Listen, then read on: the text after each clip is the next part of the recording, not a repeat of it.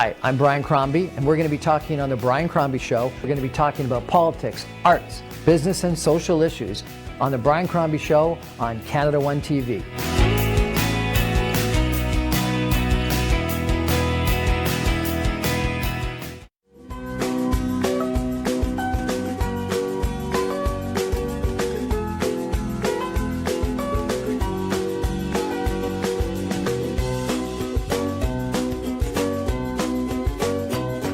Good evening and welcome to the Brian Crombie Show on Canada One TV. I get the opportunity to bring to you on a weekly basis interesting people in politics or business.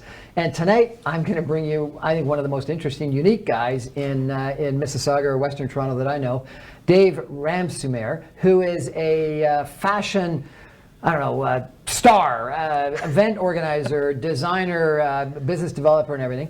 I've known Dave for, and I always call him Dev because his spelling is D-E-V, which is I'm told the Indian spelling for Dave, but I always call him Dev.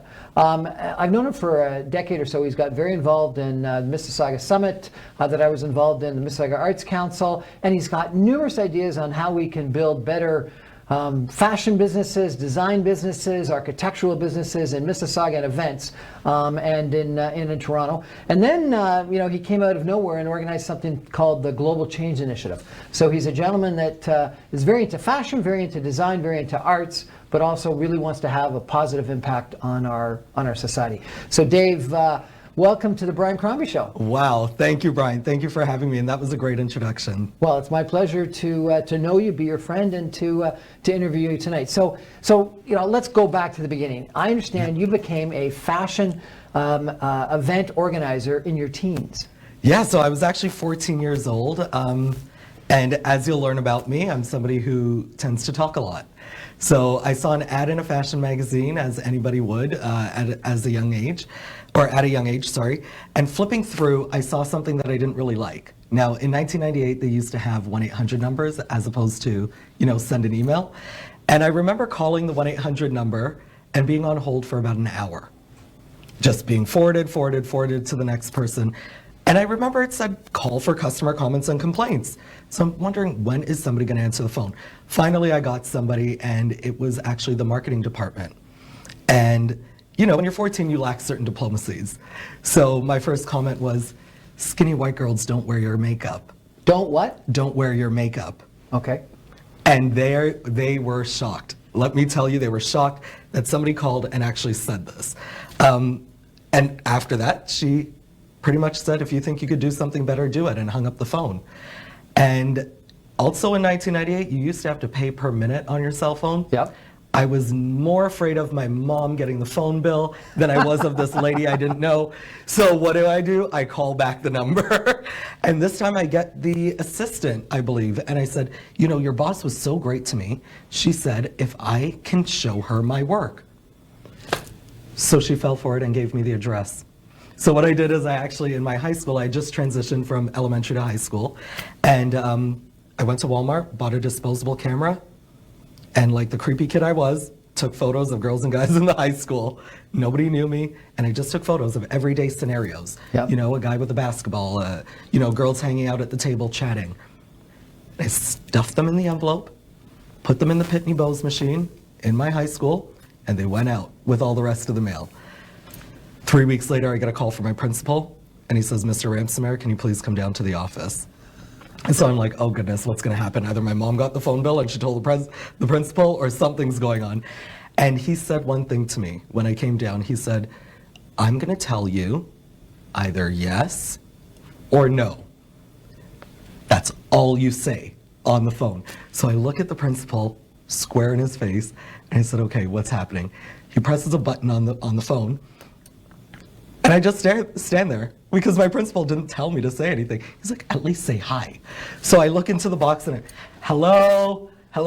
And they said, Mr. Ramsumair, we like your concept for fashion and what you're doing with real people. Can we actually encourage you to come out to New York and recreate this using professionals? You're kidding. Nope. 14 years old. 14 years old. This is how it happened. And I'm looking at my principal square in the face, just like this, waiting for him to tell me what to say. Because I already know I'm in trouble. So I look at him, and he says, so I go back into the box and I say, yes.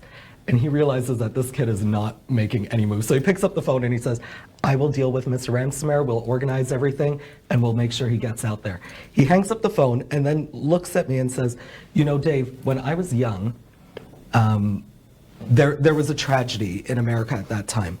JFK, Martin Luther King, they were assassinated, and then Robert Kennedy. And he said, from that moment, I remembered my teachers closed the books and taught us about life. Yep. This was the reason why I became an educator, so that I can make this impact in another person's life. It was solely for that reason. What a great story. Yeah, and from then on, that was it. They sent me out to New York. I was in my first semester of grade 9, skipped my exams, and was there for New York Fashion Week. And did you actually implement the idea of real people in real places? So we did. That was actually the concept of what we were trying to bring to fashion and beauty. In 1998, the idea of real people in fashion didn't exist. It was the height of the supermodel era, right? So having diverse people of different sizes, different backgrounds, different genders, that was not something that we saw in fashion. So once that was done, New York Fashion Week's over, they send me back, and I think, you know, it's a great Make-A-Wish Foundation kind of thing. They take the kid, throw them in, I get to meet all the superstars, and then they send me back home. Yep. But it was actually following the next semester. After my birthday, I'm now 15 years old, I'm aging, and I get a phone call from the same company in New York, and they said, actually, what we've done was not legal. The only way you can get paid is if you have a company. You're not old enough to work. Personally. Personally. But if you have a company and you own it, it's your company. So the same lady that hung up the phone on me, who loves my concept for where I want to take fashion, says, I am going to register a company that you're going to inherit when you're 16. And I can tell you, out of all of my kids and friends in high school, I got a check that was about this big. More than any kid would have ever gotten from their summer job. Once that company was registered, the check was about this big. And I said, okay, there's something in this. There's something to the arts. When you know what you're doing, when you have an idea and you stick to it, the arts can actually be a viable career option. And you've been in the arts the rest of your career? Yeah, we're looking at 22 years now. Fantastic. 22 years in a few days. Now, you know, Dev, let's skip all the way to today. You've got an incredible fashion sense, and it's a fashion sense that's good for you, but then you've also been great at giving me advice and other people, and you know, some of the things that you pick out in regards to primarily men's fashion has been, you know, I think profound. And so I'd like to ask you, give me a sense of where you think men's fashion is going. Okay, that's a really interesting question, because I think men are in a flux right now. You know, there were 2 decades of ultra casual sportswear, you know, athletic wear that was primarily what men were wearing. You know, whether it was to the office or whether it was, you know, at home or going out on a date, it was extremely casual. Within the last 5 years, there's been a discrepancy in menswear, where we're coming back to a more classic tailored style, and we're seeing men understand how to wear garments again. Right. Understand the functionality of garments. You know, there were a few years ago where you can never ask a 25-year-old what a pair of cufflinks were. That was their grandfather's thing. Now we're seeing men understand that this is what makes an outfit. And it's not for any pretense or anything, it's for themselves. Right. To understand that when I dress well, when I feel good about myself, this is what I'm projecting out to the world, which is the most important thing about clothing. You know, before any of our senses, before you touch, before you smell, before you taste, the very first thing we have are visual. Exactly. And people make that first impression decision so quickly. And it's not a negative. It's not to say, you know, people are judgmental. They're going to judge you by the way you look or your hair or anything like that. It's how we feel about ourselves. How we feel about ourselves is generally perceived from what other people think of us. Yeah. You know, so when we put our best foot forward, you know, we all have an outfit that we know if we wore that outfit, we would score the job interview. That confidence is what we put out into the world with the outfit. So I was asked to be a speaker at a launch of a fashion line. That was a bespoke fashion line, fashion men's footwear actually. And I don't even know what bespoke meant. So I had to go and do some research on what bespoke meant. And bespoke means unique and something made just for you. And I did a bunch of research on it, and I came to the conclusion after that, and I'd like your opinion on this. Of course. Is that we came out of this era of everyone being the same. Yes. Where everyone wanted to have the jeans that were pulled down, showing their underwear, and and a T-shirt or something like that, or jeans that were all exactly the same, to something in the last couple of years, and maybe this is what you were referring to, that was bespoke, that was unique, that allowed us to make our own statement to the world about who we are, and what we're all about. And I think about myself. I'm a business guy, and so I'm always wearing a jacket. I rarely am not wearing a jacket. Not always a suit jacket, not always a tie, but always wearing a jacket, because I don't feel like me if I'm not wearing a jacket. And so that's part of my brand image. That's part of who I am. That's part of who I want to convey. And I don't have cufflinks on tonight, but I often wear cufflinks. I often don't wear cufflinks when I'm traveling because they always set off the beepers on the security alarm. But it's a statement that I like because I like the way it looks. I feel more powerful, more courageous when I'm wearing cufflinks. I fully understand. It is a sense of armor, and all of us have a sense of armor. Yes. That's a great line. I like that. All of us have our armor, whatever it is. We all have these armors that we wear, and I get the idea of why a jacket actually can do this, why cufflinks can do that. For myself, what it does is it holds my back straight. If not, I would be slunched over reading or writing something on the computer every day. The minute I put on a jacket, your posture is automatically different. Exactly.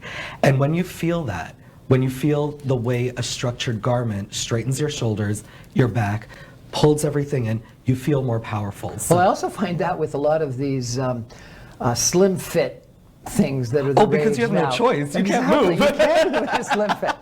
I'm sort of feeling that in this denim right now. It's a good thing that they're forgiving. Well, Dave, thanks for joining us. We're going to take a short break, and we're going to come back. And I'm going to ask you a little bit more about how the merging of fashion trends worldwide is also a trend that's happening today. Excellent. So stay with us. We're going to take a break and come back with Dave.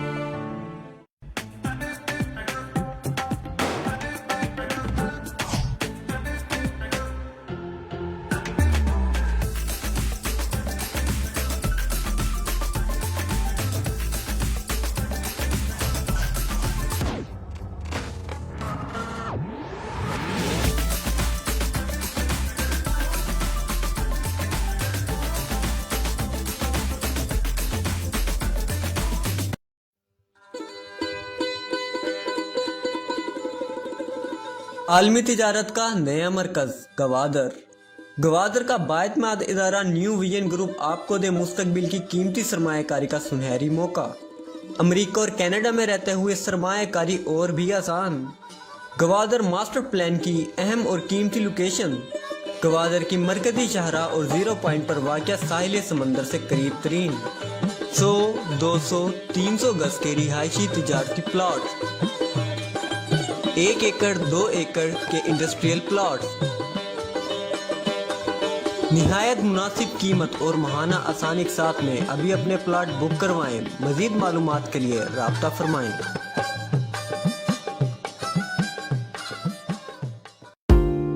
Buying or selling a residential or commercial property is one of the biggest financial decisions most people will make in their life. The real estate lawyers at Alum Law Chambers will guide you through the complete real estate laws to ensure your transaction completes on time and your dreams come true. Reliable and affordable. Alum Law. GTA Real Estate Investments.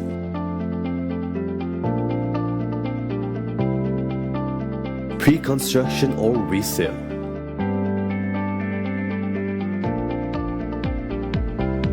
Consult trusted realtors.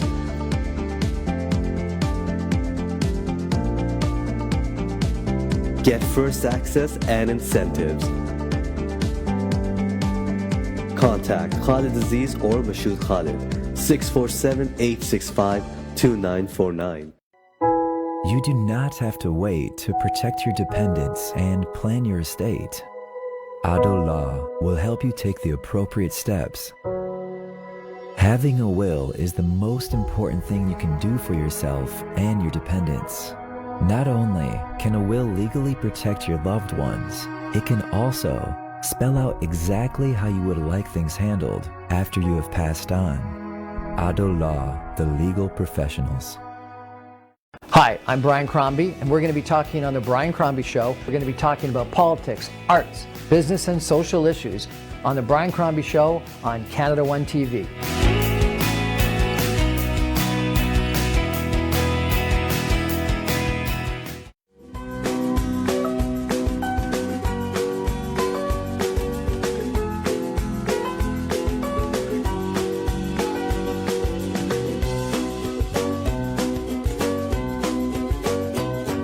Good evening and welcome back to the Brian Crombie Show on Canada One TV. We're here with another interesting personality, business personality from Mississauga, West Toronto, Dave Ramsumair, who is a fashion business developer. A great guy that I've known for probably more than a decade and a bunch of different things in Mississauga and Toronto. Dave, one of the things that I've heard is that fashion it used to be New York or Paris or whatever, like in rock music, Hollywood or Los Angeles was influencing the world. That now fashion is being influenced globally by a lot of different trends everywhere else. Is that true? It is, and I think that has a lot to do with what you mentioned about the individuality. We're all looking at how we can express ourselves, and again, what is our armor that we're projecting onto this world. With that being said, we are the first generation that has the privilege of traveling leisurely. And so we're seeing all of these different things. We have a mass immigration happening to various different countries. People are not necessarily from where they're from anymore. And we see that in New York. There's very few native New Yorkers. They're mostly on the outsides, but you go to the Big Apple and you will see everybody has a different story of where they came from. Well, the rule used to be that you don't wear brown shoes with black or blue suits. And New York changed that, and everyone was wearing. Who's and to now, say it's wrong? Yeah. everyone wears it now. We are at what time of year? And I'm wearing white pants. It's after and Labor suede Day, boots. There's no rule of thumb anymore. If I truly think that when you feel comfortable and confident in what you're wearing, is really the right outfit for you. So I went to Italy last summer, and in Florence, as you were, and decided that I was there for a wedding. I wanted to get a tailor-made Italian suit. And I had so much fun. I spent a day out looking at a bunch of different places, and the patterns were very different. The fabrics were probably the same, but the patterns were extremely different, and the sizing was different. They wanted it was most certainly a slim fit, relative to what you would get at Harry Rosen or something like that in Toronto. And you know what? That was kind of fun to go to a different country and buy their fashion. Yeah. I love that idea. When we get the opportunity to do that, especially again as the first generation that can travel leisurely, we get to experience a bit of the people, the culture. Fashion is just one part of the entire scope of when we travel somewhere. So, whether it's going to the beach and going to an all-inclusive, or going to a wedding in Italy, or backpacking throughout India, whatever it is, we pick those pieces that then resonate with us. So it would be one of your recommendations to people when you go, don't fill your suitcase, so you can fill up the suitcase when you travel and bring back some clothes from that place? Actually, you nailed it. That's exactly what I do. So what I do is I walk with a carry-on of all of my essentials.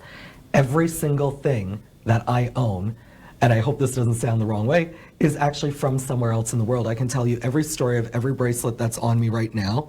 This jacket is actually from a label that doesn't even exist in North America. And same with the boots and the pants as well. All of my pieces have a story that means something to me. It may not mean something to you or any of the other viewers or anybody else, but that's what makes me feel good. And now, you're into the fashion business. Yes.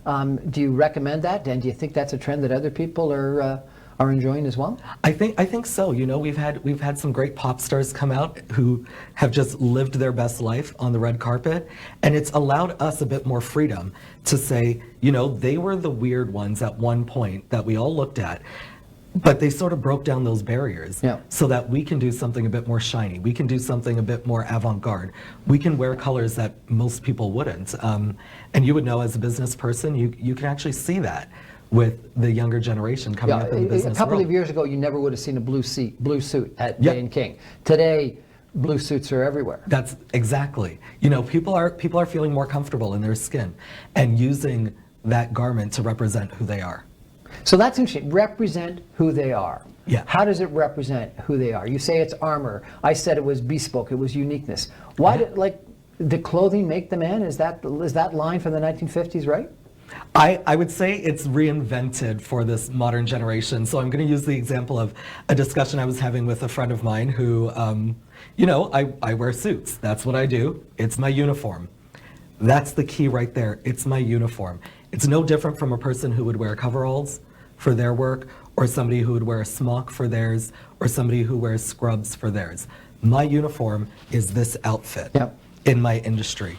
So when you go to a doctor's office and you see a nurse or you see a dental hygienist wearing scrubs that have beautiful patterns on it or cartoon characters, and they're showing off their character, their personality, their interests, I see the same thing in our suits. So the clothing can make the man, depending on how much of the man they put in their clothing. Yep. Well, you know what's interesting is, you know, I work in the hockey business. Yep. And hockey players, professional hockey players, when they go to and leave an arena, not for practices but for games, have to be in suits. Yeah. And it's fascinating. And then I went as an executive for the hockey business, and you know, going to a hockey game, thought that, you know, you'd wear what typical fans would wear, and no. If the players are wearing suits, then the executives got to be wearing suits.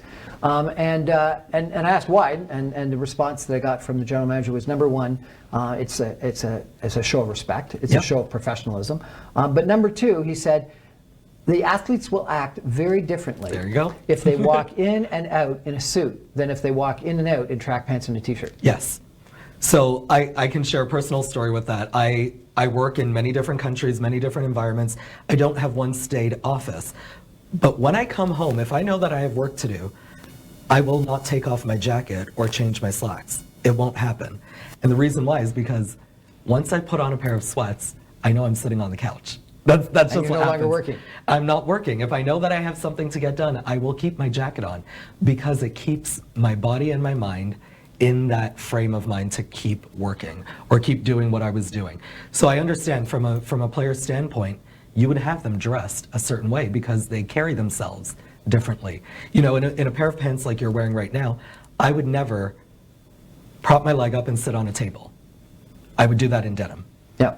But I would not do that in a pair of trousers for my suit or casual trousers. Well, there's a great line that I think it was Marilyn Monroe said, that when you're feeling bad, you still got to put on your makeup, do your hair, put on a dress, and get out there. And get out there, yes. And it was Woody Allen that said 80% of life is showing up. So you got to get up there, you got to get dressed, and you got to get out there and show up. And showing up is not actually just physically being present, it's showing up in your uniform or in your armor. Yeah. I love your armor analogy. So where do you think fashion's going in the next little while? So sustainability is definitely the topic of the day right now. Right. What we're looking at is, you know, the greatest crisis of our time is food insecurity that we're looking at. We're looking at the world population growing, and we don't know how we're feeding them.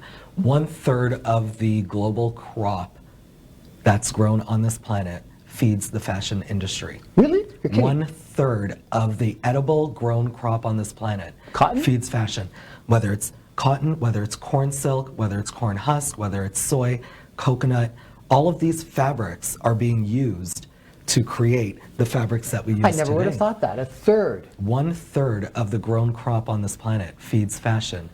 And we are looking at a mass waste of fashion product. Sure.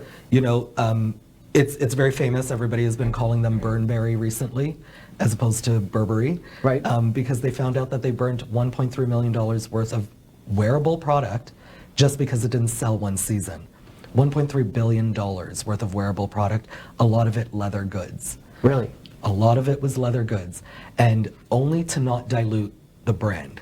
So instead of And their selling it gross at margin. off-price retailers or selling it offshore or anything, they decided to burn it and got a tax receipt for it. Yeah. So what's happening right now is the world is actually taking notice of this. And so global trends in fashion is, I wouldn't say stop purchasing, but what I will say is make better purchase decisions. Right. You know, buy quality garments, spend a little bit more, but buy a garment that's going to last you 4 or 5 years. Buy something a bit more neutral, show your personality and your accessories. You know, you don't have to buy that one floral jacket. Buy a jacket that you can wear a floral scarf with. You know, so that pieces can last you longer. Learn how to sew on a button. Learn how to sew on a button. Yes. I'm sorry, Dev. That's not something that's going to happen. I got to Nope. go to the tailor and learn sew on the button. Well, go to the tailor and get it done, you know, But but keep learn the- how to take care of our garments Right. better. You know, it is the biggest waste in our landfills right now, and companies are taking notice. Right. Well, I think that the key to me of our conversation is this idea of uniqueness, this idea of your armor, your uniform, and I think it does speak to who you are. You know, like you look at you come off as the fashion guy that you are. You look at me, hopefully I come off as the business guy that I am. Yep. And I think that the way you dress does convey, you know, whether you're a slob or whether you're not. And I do think that this idea of bespoke uniqueness, your own brand, your own identity. As you know, I do a lot of political consulting, Yeah. and it's interesting. People make their decisions about who they're going to vote for in 15 seconds Yes. of a view of them. And it's the face, whether it's trustworthy and whether they look professional and trustworthy. Yeah. And the face is critically important to that. And as you said, it is that. It's the eye contact, but it's the balance. Now, you and I have got a problem here because they say that facial hair on men is untrustworthy, so we got to worry about that. But other than that, I think that, you know, this bespoke nature is critically important. It is, especially in today's day and age where we all are striving to be who we are. Well, I thought this was an interesting conversation with Dave Ramsumair, fashion business developer, and you know, I think that one of the interesting things about Dave, number one, he's interesting and his business is interesting, but what is also interesting is that here in Mississauga, there's a lot of people that have got fascinatingly different jobs and different artistic talents and business talents, and they're making their way, and we just should reach out and meet those people and congratulate them and encourage them in their success. So thank you for joining us on the Brian Crombie Show on Canada One TV. Good night.